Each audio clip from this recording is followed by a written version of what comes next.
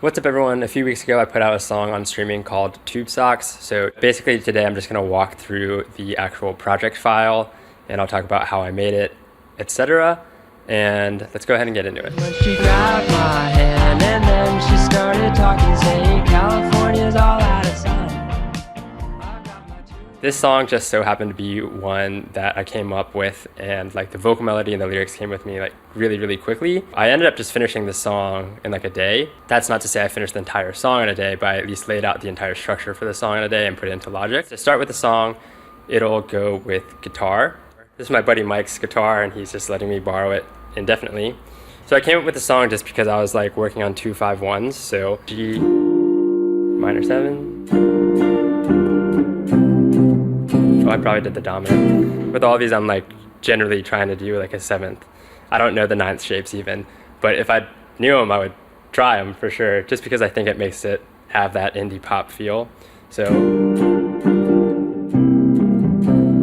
then here's the 1, 4, and then coming out of it, you know, for the intro and outro, I do the 6. That's the 1. And the beauty of like writing songs on electric guitars is that it really lends itself well to like indie pop. Whereas, you know, playing it on piano, even if I use the same like strumming pattern,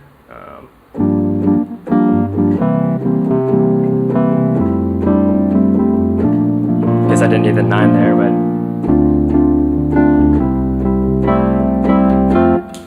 I don't know, it just doesn't sound like an indie pop song off the bat. But just when I play it on guitar, I was like, oh, this would be like an indie pop song for sure. This is the actual project file that I worked out of. I kind of started out with this part, which is, I don't know, it's like a intro where it's supposed to feel like it's a voice memo, but I actually recorded it like directly into the computer with this same mic. This is an SM7B. And then I just put the effects on it to kind of make it feel like low quality or lo-fi. There's also like a wave texture. So this is to give it that, you know, beachy vibe. Here's the vocal. California's all out of sun. And when I recorded the rest of the vocals, I definitely tried a lot harder to isolate the sound, just so it's a little more dead. But for this part, you know, it's part of the vibe. And then I just recorded this directly using like the stock Logic amp sims and effects. So the next part is the drum loop. So the entire thing with recording drums at home it's very difficult, especially if you live in an urban apartment like I do. So it really came about from this single splice loop. Basically, splice is just like a catalog for loops that you can use. So this is the drum loop.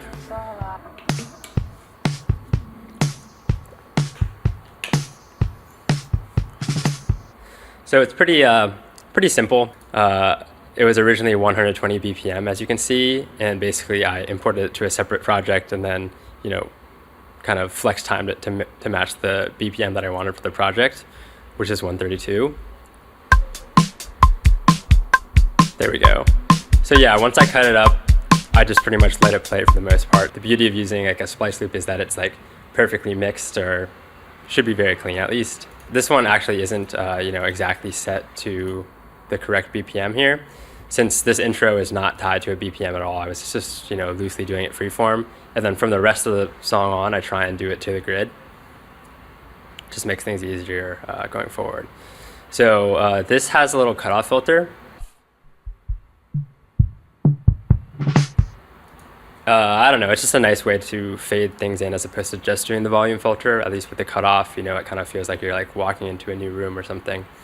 So that's how that was done. And then we kind of start with this little intro riff here.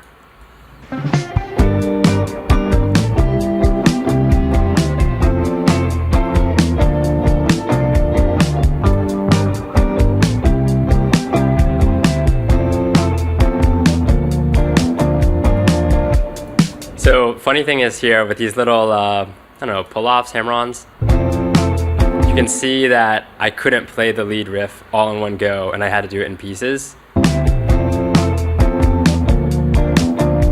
Just goes to show the power of technology. But yeah, basically there's 2 different type of lead sounds. I basically just browse the GarageBand or Logic instruments, and then, you know, I'll modify them accordingly. And then it's kind of cool just to pan them to the different sides. There's only one lead, or there's only one rhythm here.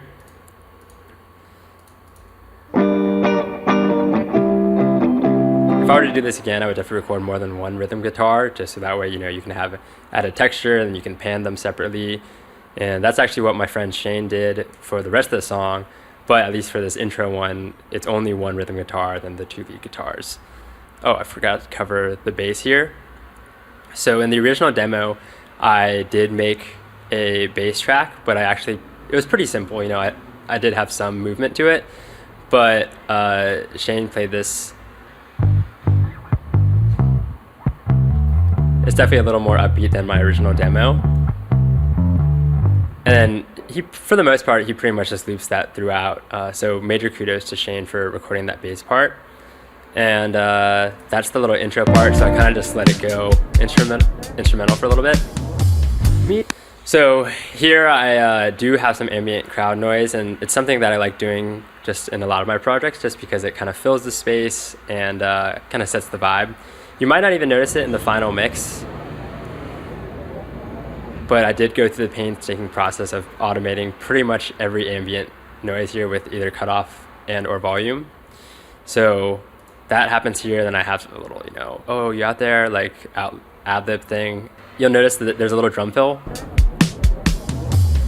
So the drum fill is not from the drum loop. You know, the drum loop were limited to whatever was provided in the loop.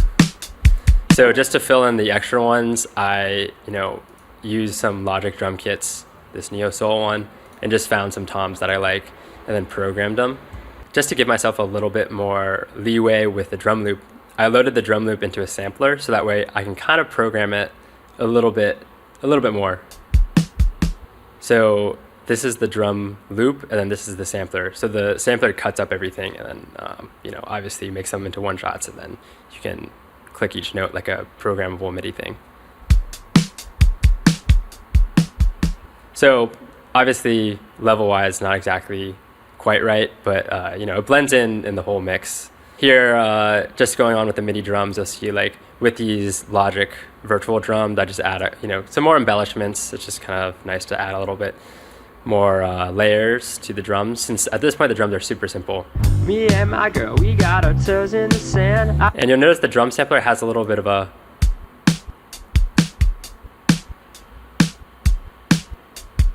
it's pretty hard to tell without headphones, but there's a little bit of warping just because the way that the sampler cuts it, I don't think it fades out every one shot like cleanly, so there's a little bit of whoa, whoa, whoa sometimes, but again, in the mix, it really doesn't matter just because it's so hidden. Here we are in this little first half of the verse. This is kind of just like rap singing. I'm obviously not a very good singer, so I think this kind of style of delivery actually like works out really well. As far as the whole vocal melody, there's probably like five notes, and it's not that hard to sing. But this whole part, I originally just had bass and drums, but I did end up adding some pads here. Me and my girl, we got our toes in the sand. I get those fuzzy feelings creeping when I'm holding her hand. So yeah, this is just an electric piano patch here on my Juno.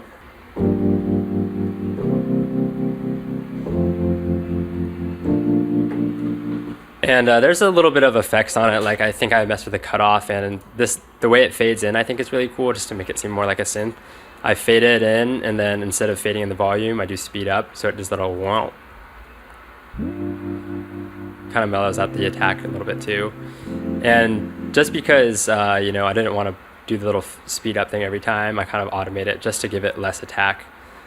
So it kind of just, you know, grows into it, as opposed to, you know, being like, boom, here's a chord change, boom, here's a chord change. It kind of slides into it, which is a little smoother, I think. Got our toes in the sand. I get those fuzzy feelings creeping when I'm holding her hand. She looks so good, sometimes I feel like a fan. And she loves all of my music except the punk rock band. I know that's. And same deal with this little sample here. So this is like a fake feedback sample. Got that from Splice. You know, if you had a real amp, which I don't, I might be able to recreate that, you know, by like, you know, turning myself up and facing the amp in a certain way or something. Punk rock band. I know that sometimes I could be a little little hollow, but she Okay, so this is another part where my buddy Shane helped out a ton here. I started off with just this in my original demo. So they're just like, you know, verse arpeggios, and it alternates back and forth with, you know, some different panning. So one to the left, one to the right. So it's very mellow and reverby and spacey, and then Shane added this guitar here, which is a little, I would say it's a little crisper and it stands out in the mix more. I think it's nice just to add kind of like a swirling effect, especially with the panning. And I forgot to mention, but Cole Covington mixed this, and he also added a little bit of production to it, which I wouldn't expect normally from someone just to mix my song. More on that later. So second half of the verse, times I could be a little hollow, shaker but she sample. makes laugh until tomorrow. Just take a look, I know just who I wanna follow, and now everything will be just fine. And you'll see that I did a couple takes for each one of these like final vocals. I think I tried to do 3 takes for each line. And the reason why I do them in little pieces like that is just because when I'm going fast, I don't really know for sure if I want to keep the lyric or the delivery. I do have little ad-libs tucked in here. Let's solo them. But she makes. And then I did everything with the SM7B. So this microphone here, I just did these further from the mic, Take a look. and I just fade them in and out. So now everything will be just fine. That's my girlfriend's shins on it. But anyways, that's her on the ad-lib here. Follow her, now everything will be just fine. Then she grabbed my. And then I just used this little snare roll. Then she I guess it's a little fill. And that actually is from the loop, I think. So it's the same one here, but just without the cutoff. So, you know, reusing elements, trying to make my life easier. Then she grabbed my hand and then she started talking, saying. So this guitar here has way more drive, and I think there might be multiple of them. Yeah, there are. So these are Shane's guitars. So he actually recorded these with his actual guitar and amp. I don't remember which amp he has, some Fender one, but he actually like mic'd it up and recorded it. Kudos to him. This just has so much more energy, like listening to these rhythm guitars compared to the rhythm guitar that I used back here. So I just thought it was a nice change, and this whole song is pretty much 2-5-1-4, like one chord progression the whole time. Same chord progression for the verses and the chorus. So, you know, the dynamics and like the tones I think are really important, especially with, you know, like the kind of the vocal phrasing too, which is kind of fun. I kind of find myself making songs that have too many chord progressions when in reality you can just keep it simple. Grabbed my hand and then she started talking, saying California's all out of sun. I'll pack my tubes. So this is literally the exact same thing as the intro, just, you know, a little faster than with instruments. So here I did a lead on my Juno, like my synth. It's not an analog synth, it's a digital synth. It's pretty cheap actually. It's just the pentatonic. Yeah, like a million other pop songs.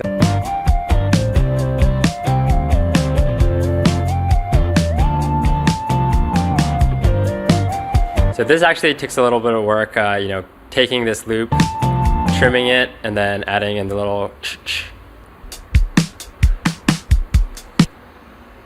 just a little drum change. Since for the most part the drums are very, very simple and repetitive, so just periodically when I felt like it could use it, I just kind of like cut it up a little bit more. There's a second one here, pan to the other side, just a copy of the same lead. I'm glad I followed her so easily. So this is like the second verse or a little bridge. Till we fall asleep. We're living life just like you want from me. Yeah. Now everything is fine. When I was making the second verse, it's like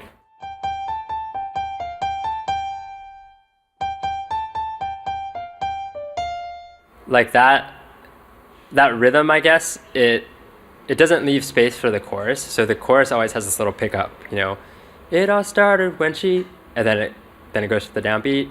So with that verse melody, I was like, how can I do this so that it cuts and then gives me some space to have that little lead in to the final chorus? That's why I decided to do that little cutoff with the everything is fine. And that's how we got into that the first chorus as well. So that's what we did here. Everything will be just fine. And then I was like a little hesitant to redo it, but I was like, this is a short song. Like there's no harm in doing the same thing twice. Now everything is fine. And then kind of the same deal with the ambience. So this is just a longer feedback sample from Splice. And then I also did the ambient noise here. This actually took me a couple tries to do it until I was satisfied. But having this little automated ambience, I just wanted to give this a vibe where you're playing it outdoors and like people are kind of sitting around waiting in this little moment where it's just kind of sitting. Thing is fine. Cause it all started when she grabbed my... Yeah, it's just this feedback, reverse cymbal, and ambience, and I think that's kind of what gives it that little push, like right before the final chorus. My hand, and then she started talking, saying California's all out of sun. I've got my tube socks, baby, I'm always right behind you, singing life is better out on the run. On the run. So there's this one last part here, which is, this is just a little riff that I just decided to add last minute. Like I actually thought the song was finished, and then last minute I was like, oh, let's just add something to spice up the last chorus. So I use that same effect where I speed up using the fade tool. It's funny, it's actually a patch on my keyboard of, you know, these like jazz singers, I guess, that they sampled. But when you do it higher, it almost sounds like a pan flute, and then I just filter the cutoff. So this is with the cutoff down, and then this with the cutoff high. Last but not least, I guess it's worth noting this last chorus has some additional hats and stuff. I guess it's actually the ride, yeah.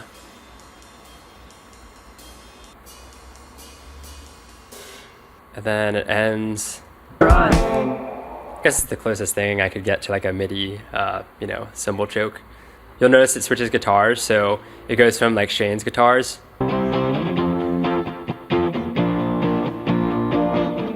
And then this is the guitar that I recorded originally, like in the demo. I thought it was a nice touch, you know, just ending with that original guitar sample. So shout out to Shane, because I didn't expect him to stop here. I kind of thought he would play guitar all the way through, but he sent it back to me and stopped here and worked out great. Something else to note that is not in this project file is that if you listen to the recording on Spotify, there's actually additional synths that kind of play the chords. So like over here. Grab my hand, and this version doesn't have it. I'm always right behind you, singing life is better out on the run. This file has like all of the files that I originally sent to get mixed, and Cole is really cool, and he kind of took a bit of a producer role and was like, hey, like I think it'd be really cool with this patch. When I got the first mix back, I was like, oh, we should definitely keep that. So I actually don't have that stem. I guess I could ask him for that file, but at this point, you know, the song's done. I don't really care. That about covers the song. Let me know if you guys found this useful, and I'll see you guys next time. Life is better out on the run.